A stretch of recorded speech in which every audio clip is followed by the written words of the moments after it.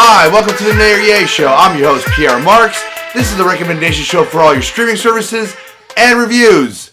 Let's get started. First up we have is an action comedy called The Pickup. This is starring Pete Davidson and the always funny Eddie Murphy. This movie is about a routine cash pickup that takes a wild turn when two unlikely armed cash pickup drivers get ambushed by criminals. Then, as the chaos starts around them, the duo must navigate the danger as well as their mismatched personalities, which even makes their one day working with each other from bad to even worse. Worst day ever! Now, the action in this one was really well planned and thought out, especially the choreography, and that was actually pretty surprising to me because of the budget they had for this movie and the fact they used practical action moments in this movie. Whether it was cars flying through the air or punches being punched, I found it really interesting they also used actual explosions and not so much relied on special effects, at least in the beginning, not so much at the end.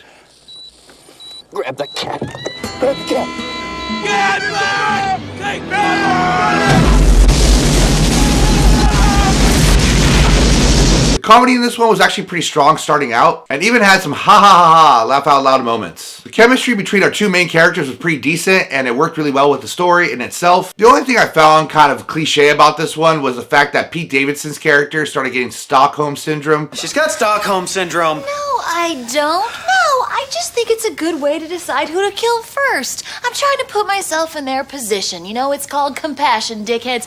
Maybe if you guys had a little bit of it, you wouldn't be in this mess in the first place, and then we wouldn't be standing here trying to figure out which one of you we have to kill. But that's where we are, so hand me that shotgun. Because I'd like to do this mess myself. Get on your knees, bitches! Overall, this started off really strong from Act 1 to Act 2. But by Act 3, totally started falling apart. And that's because of bad writing choices for our characters, whether it was decisions or just trying to make things funnier than they really were. I think also, too, some of the special effects at the end really ruined the momentum and feel of the overall movie, so I'm going to give this one a nay. Second up we have is a documentary called Bad Actor. This one's about a wannabe actor named Zachary Horowitz who was desperately trying to make it as a movie star, but unfortunately the only thing that was standing in his way was actual, talent. So basically from there he decides to create a Ponzi scheme that was so believable that people invested money into him. And then there, he was able to buy his way into Hollywood, which creates this true story of deception, denial, and then eventually fame and fortune. So you stole my joke and you stole my money. This one was pretty interesting because they told the story in a way where they were doing auditions to be in the documentary. I also found it kind of funny that they had a person that was being interviewed that had their face blackened out or blurred out when they are the victim, and they shouldn't have anything to hide because they're telling their story, and it's not like they're going to get in trouble. It's not like they committed a crime. The only thing I could think of, the reason why they were getting blurred out, was maybe because they were just truly embarrassed by whatever they did. All over America, kids are getting high on cat urine. Huffing cat urine apparently causes a euphoric state and is also referred to as cheesing. Why cheesing? Because it's fun to do. This 6th grade girl says she's been snorting cat piss for several months.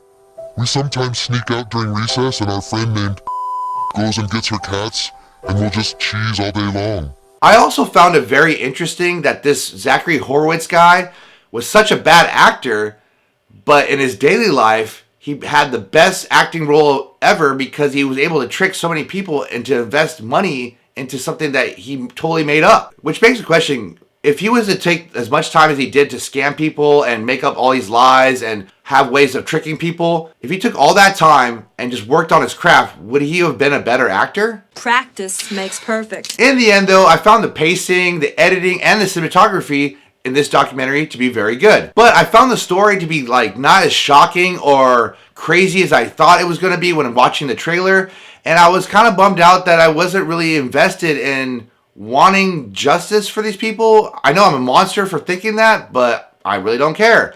I just didn't feel it was compelling enough. I'm just gonna have to give this one a nay. Just an easy nay, but a nay nonetheless. Now I want to take a quick break and talk about a movie trailer that I saw in theaters. Now this film doesn't come out for a whole nother year. I know, that's a long time, but fuck it, let's talk about it anyways. This movie is The Odyssey. Now this is directed by Christopher Nolan and starring Matt Damon. Trailer looks cool. Not gonna lie, but doesn't really leave much for you to get excited for. And that's because it wants you to use your imagination. So if you don't know the story about the Odyssey, I would say definitely try to read up about it or see the miniseries that was on TV a long time ago. One of the best miniseries I've ever seen. I'm excited for this movie, and if you haven't seen the trailer yet, I'll put a link down below and you can check it out and make a decision for yourself. Last up we have is a fantasy adventure called Legend of the Ochi. This is about a remote village on an island and a shy farm girl named Yuri that is taught to fear these creatures called Ochi. Then when Yuri discovers a young Ochi that is wounded, tries to take the Ochi back to its family in the woods and goes on an amazing adventure.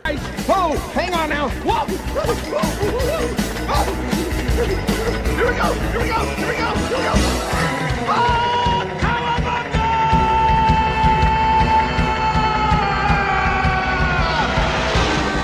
When watching this one, I must say that everything from the story, the editing, the cinematography, and the directing was really well done and amazing, as well as beautifully done. This is like if you had Wes Anderson, George Lucas, Steven Spielberg decide to attend an orgy and get a woman pregnant, and then when that woman decides to pump out the baby is this movie.